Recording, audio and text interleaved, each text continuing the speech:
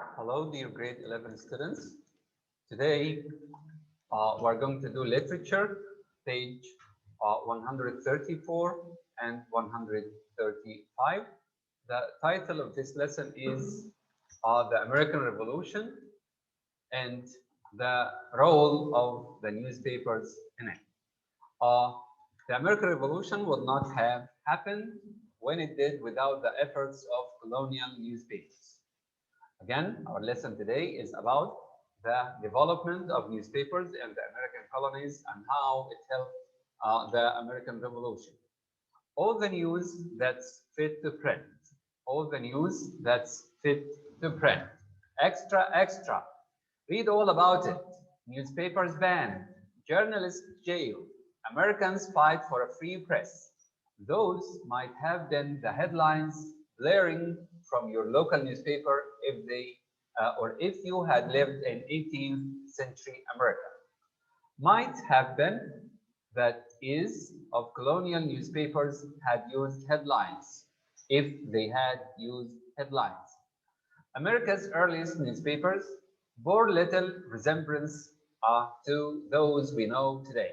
They were different than the newspapers we have today. They were crudely printed, badly printed on wooden presses and contained only a clumsy illustration or two, just a picture or two. Clumsy means not good. Most were 1 or 2 pages. Most of the newspapers were just 1 or 2 pages, and their stories were often just a list of ship arrivals. A list of ship arrivals from Europe, maybe. Despite their primitive character, these early newspapers laid the groundwork for a uniquely American phenomenon, a free press that could criticize the government. Trailblazers or the pioneers, trailblazers means the pioneers or the pioneers.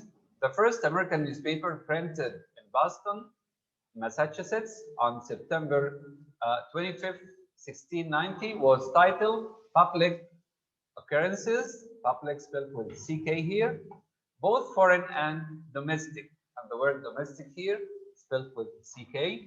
The remarkable thing was public or about public occurrences was that it existed at all.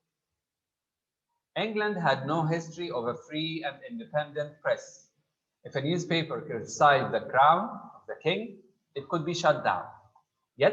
But Public Occurrences, the first American newspaper, was published without British approval. They didn't take permission and printed stories that the Massachusetts royal governor found offensive. The stories were offensive in the opinion of the royal governor. As a result, it lasted exactly 1 issue. So, Public Occurrences, both foreign and domestic, lasted for just 1 issue. Okay? And it wasn't printed again. Americans waited after this incident 14 years for another newspaper. In 1704, the Boston Newsletter, this is the name of the second American newspaper, the Boston Newsletter appeared. Approved by the governor of Massachusetts, the newsletter was little more than a British mouthpiece. Mouthpiece means speaking about the British colonies. Careful not to offend colonial authorities. So this newspaper just praised the British authorities. It didn't criticize any of them. The Franklin brothers. We talked about the first 2 newspapers so far. If you remember, again, the Public Occurrences here, both foreign and domestic, in 1690, and the second one is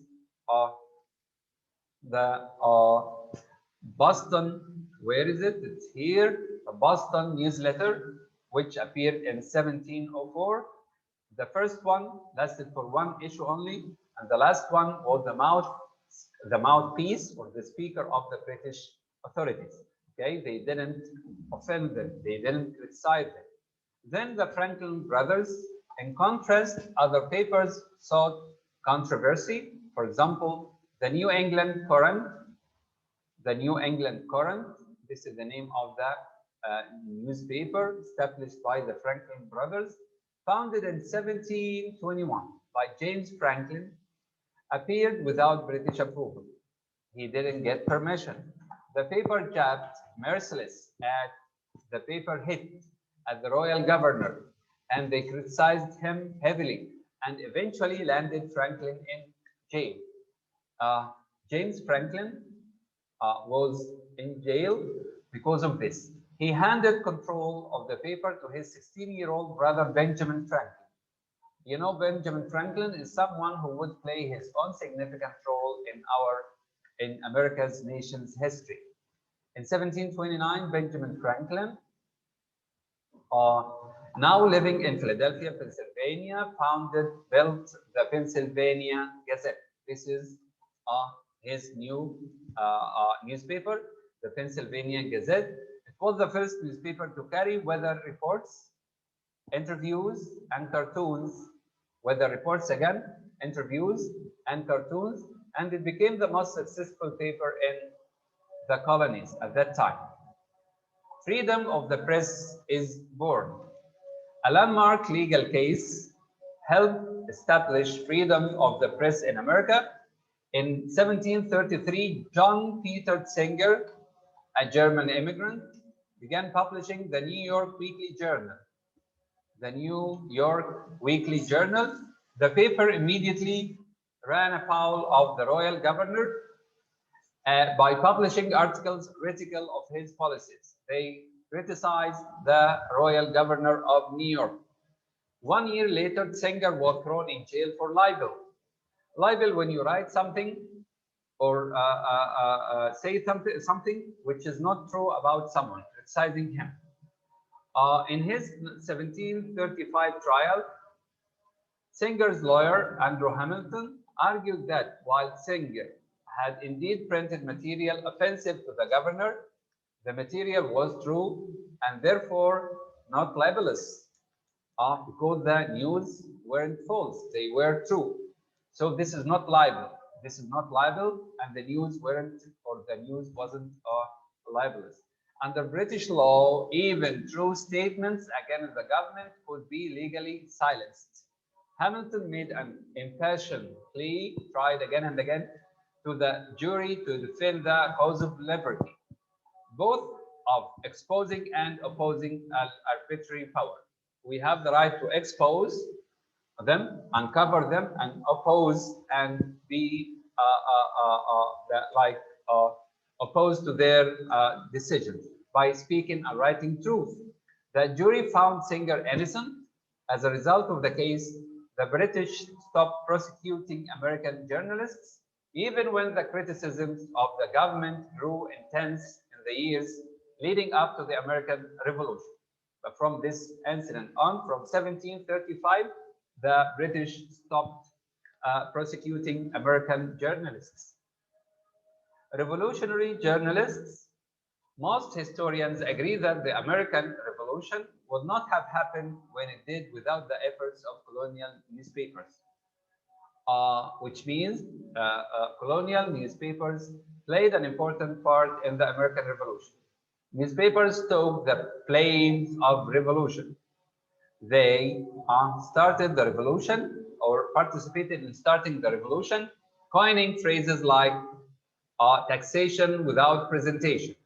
You know, Americans, or at that time, the colonists, were against paying any taxes without being represented in the British Parliament in London, and influencing public perception of England as an enemy.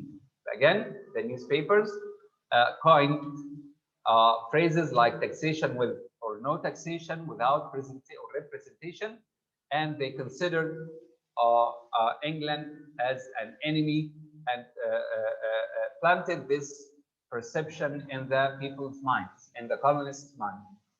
When the British Stamp Act of 1765 imposed a heavy tax on all printed materials, the Stamp Act said that any printed material should pay tax in the form of a stamp. The press denounced the legislation, they refused it and refused to pay the tax. Even though the Stamp Act was repealed, was cancelled in 1766. A year later, it united editors and publishers in support of independence. Indeed, in 1776, most newspapers printed the Declaration of Independence on their front pages. During the Revolution, newspapers brought accounts of military developments. Again, what was the role of the newspapers during the Revolution? They brought accounts, descriptions of military developments to an eager readership, a large number of readers. By the end of the war, newspapers had gained enormous strength. American newspapers represented something the world had never before seen, which is a press committed to telling the truth, not pleasing the government. Okay, thank you very much. This is the end of this part.